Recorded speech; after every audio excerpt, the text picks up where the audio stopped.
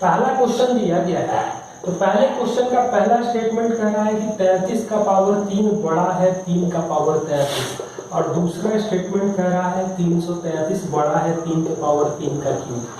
पूछ रहा है कि पहला सही है, दूसरा सही है, दोनों सही है या कोई नहीं सही है। तो इसको तो लिख सकते हैं 3 के पावर 11 का पावर 3, मतलब पावर बराबर करके चेक करें। तो अब ऐसी बात है कि 3 पावर 11 बहुत बड़ा होगा 33 से, यानी कि पहला स्टेटमेंट गलत है। 3 पावर 9 मतलब 729 गुणे 27, मतलब 27 का क्यूब काफी बड़ा होगा, यानी कि दोनों स्टेटमेंट गलत है। दूसरा सवाल, दूसरे सवाल में दिया गया है कि p का मान है 2 स्क्वायर 6 स्क्वायर 10 स्क्वायर 14 स्क्वायर, इस तरह से 94 स्क्वायर तक, और q का मान दिया गया है 1 स्क्वायर 5 स्क्वायर 9 स्क्वायर 13 स्क्वायर, इस तरह से 81 स्क्वायर। तो p माइनस क्यू क्या होगा? तो p माइनस क्यू करेंगे तो हमें मिलेगा 2 square minus 1 square, 6 square minus 5 square, 10 square minus 9 square, इस तरह से मिलेगा 82 स्क्वायर माइनस 81 स्क्वायर। लेकिन 86 स्क्वायर 90 स्क्वायर और 94 स्क्वायर अलग छूट जाएगा। इसको तो लिख सकते हैं 3, इसको लिख सकते हैं 11, क्योंकि a minus B A plus B A minus B तो एक है, मतलब सीधा सीधा जोड़ना है 19, और ये आ जाएगा 163। इसको लिख सकते हैं 90 माइनस 4 का स्क्वायर 86, 90 को तो 90 स्क्वायर रखे हैं और 90 प्लस 4 का स्क्वायर करें, मतलब 3 से लेकर 163 तक। तो 3 प्लस n माइनस 1 इंटू 8 बराबर 163, 60 n का मान 20 आएगा। तो सम जो आएगा यहाँ एक ही अप्लाई करते हैं, तो 2 21 बटा में 2 3 प्लस 163, इन दोनों को तो लिख सकते थे 2 इंटू 90 स्क्वायर प्लस 4 स्क्वायर, एक 90 स्क्वायर और है, तो 3 गुणे 90 स्क्वायर मतलब 8100 और 2 गुणे 16, ये तो आ जाएगा 166, 2 से कटेगा तो 83, मतलब 83 गुणे 21 243 डबल 0 और 32। अब इसका गुणा करेंगे तो 1680 1743। आप लोग गुणा देख लेना, एक गुणा का अलग वीडियो मैंने बनाया हुआ है, उसको भी आप लोग देख सकते हो, वहां पे आपको बहुत गुणा के शॉर्टकट मिलेंगे। 243 डबल 0 और 32, तो 32 43 जो भी आएगा वो 75। आप ऑप्शन का भी सहारा ले सकते हो, 43 और 17 यानी कि 60 और 260 75। क्वेश्चन नंबर 3, a का मान दिया गया है 1 बटा में 10.4, 1 बटा में 10.04, 1 बटा 10.004, इस तरह से 8 पदों का योग क्या होगा? तो पहला तो साफ साफ दिखाई दे रहा है 10 बटा में 4 यानी कि 2.5 होगा, 100 बटा में 4 यानी 25 होगा, 1000 बटा में 4 यानी कि 250 होगा। इस तरह से हम 8 पद जोड़ेंगे, तो एक ही जगह 10.5 दिख रहा है। पहले हम 3 पद के ही बारे में देखें, 2 पद जोड़ेंगे तो दिखाई दे रहा है 27.5, 3 पद जोड़ेंगे तो 277.5, 4 पद जोड़ेंगे तो 2777.5, मतलब एक पैटर्न मिल रहा है कि 0.5 तो सब में रहेगा। 4 बार था तो 3 बार 7 आया, यानी कि यहाँ 7 बार 7 आएगा। आप ऑप्शन का भी सहारा ले सकते हैं। और 2, क्वेश्चन नंबर 4, क्वेश्चन नंबर 4 में दिया गया है m का वैल्यू है 0.1 का स्क्वायर और 0.01 का होल स्क्वायर, यानी ये आएगा 0.1, ये 2 अंक के बाद 0 आएगा 0.01, और ये 4 अंक के बाद 0 आएगा, यानी कि जोड़ेंगे तो 0.1101, और n का वैल्यू दिया गया है 0.03 का स्क्वायर और 0.003 का होल स्क्वायर, मतलब 0.3, ये आएगा 0.0009, 4 अंक के बाद 0 आएगा, और यहाँ 6 अंक के बाद 0 आएगा, मतलब 0.3009,409। अब हमसे पूछा गया है कि m प्लस n क्या होगा, तो m प्लस n क्या होगा तो जोड़ देंगे, तो यहाँ भी 10 के बाद 6 अंक करेंगे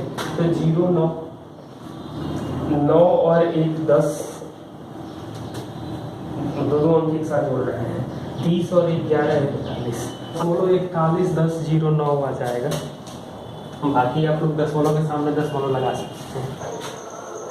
ई का मान दिया गया है क्वेश्चन नंबर 5 में 96 बटा 95 गुणे 97। क्यू का मान दिया गया है 97 बटा 96 गुणे 98 और आर का मान दिया गया है 1 बटा 97। इसे आरोही या अवरोही जो भी क्रम दिया गया है ऑप्शन मुझसे अकॉर्डिंग हमको लिखना है। ये 96 दूनी 192 मतलब 1 बटा 2 करेंगे तो 95 97 मतलब 1 बटा 95 1 बटा 97 ये देख सकते हैं। 2 से गुणा करेंगे तो 194, 2 से भाग दे दे तो 1 बटा 2 96 प्लस 98 194 हो जाएगा। अब बटा में ये करेंगे तो 1 बटा 2 1 बटा 96 प्लस 1 बटा 98 और ये है आर 1 बटा में 97। इन दोनों में पी और क्यू में 1 बटा 95 जो बड़ा है 1 बटा 6 से 1 बटा 96 से और 1 बटा 97 बड़ा है क्योंकि बड़ा नंबर जब उल्टा करते हैं 1 बटा 95 बड़ा होगा 1 बटा 96 बड़ा होगा 1 बटा 97 बड़ा होगा 1 बटा 98। तो ये इससे बड़ा है, ये जो है इससे बड़ा है, मतलब ऑब्वियस ही बात है कि पी जो है वो क्यू से बड़ा होगा। अब आर की समस्या है तो अब इन दोनों को देखा जा सकता था।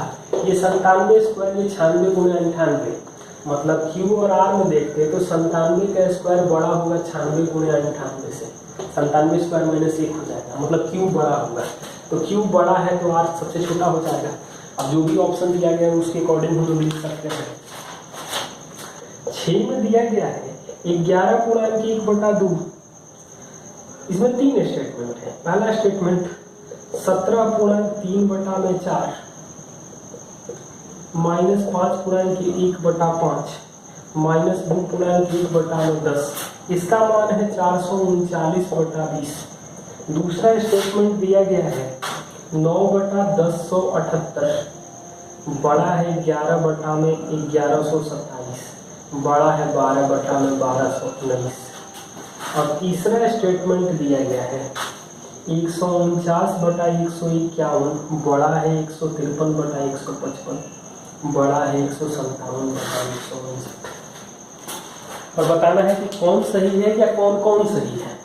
मतलब पहला दूसरा जो भी ऑप्शन में दिया गया उसके अकॉर्डिंग हम लोग देख सकते हैं। 11 17 28 में से 7 घटेगा, सीधा सीधा फ्रैक्शन है तो 28 में से 7 घटेगा 21। एलसीएम 2 4 5 10 का तो 20 आ जाएगा मतलब 10 प्लस 15 माइनस 4 माइनस 2 25 माइनस 6 यानी 19 तो 21 पूर्णांक 19 बटा 20 तो 420 19 मतलब पहला स्टेटमेंट सही है। दूसरे स्टेटमेंट के बारे में देखा जाए ये 9 बटा में तो 1080 होता तो 120 मतलब 101 बटा 119 हो रहा है। ये 101 बटा 102 होगा, ये 1 बटा 101 होगा। ऑब्वियस सी बात है कि 1 बटा 119 जो होगा वो छोटा होगा 1 बटा 102 से। अभी हम लोग देखे हैं कि जब नंबर का रेसिप्रोकल होगा तो वो उल्टा हो जाएगा। यहाँ पर दिखाई दे रहा है कि दो का डिफरेंस अंश और हर में है। तो जब अंश हर का डिफरेंस बराबर हो और अंश हर से छोटा हो तो बड़ा वाला बड़ा होता है छोटा वाला छोटा होता है, यानी कि सबसे बड़ा ये होगा और सबसे छोटा ये होगा, यानी कि स्टेटमेंट गलत दिया गया है। पहला स्टेटमेंट दिया गया है 2 बटा 3 रूट 5 छोटा है 3 बटा 2 रूट 5 छोटा है 5 बटा 4 रूट 3। और दूसरा स्टेटमेंट दिया गया है 3 बटा 2 रूट 5 छोटा है 2 बटा 3 रूट 3 छोटा है 7 बटा 4 रूट 5। इसका स्क्वायर करेंगे तो क्या आएगा मतलब 4 बटा 45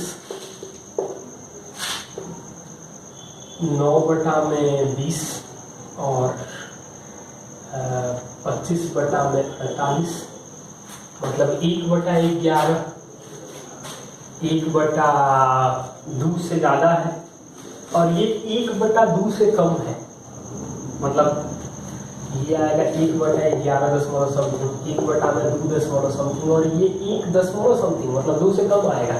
मतलब ऑब्वियस बात है कि जो भिन्न में बटा में कम होता है वही वैल्यू ज़्यादा देता है। ये सबसे बड़ा है, उसके बाद यानी कि ये स्टेटमेंट सही है। यहाँ देखें यही सेम प्रोसेस, तो 9 बटा में 4 × 20, 4 बटा में 27 और 49 बटा में 80, मतलब 1 बटा में 2 से ज़्यादा 2 समथिंग जो भी आएगा, 1 बटा में 6.75 आएगा, मतलब 2 वाला जो वैल्यू होगा वो ज़्यादा होना चाहिए, 6 वाला, ये आ जाएगा 1 बटा में 1 समथिंग।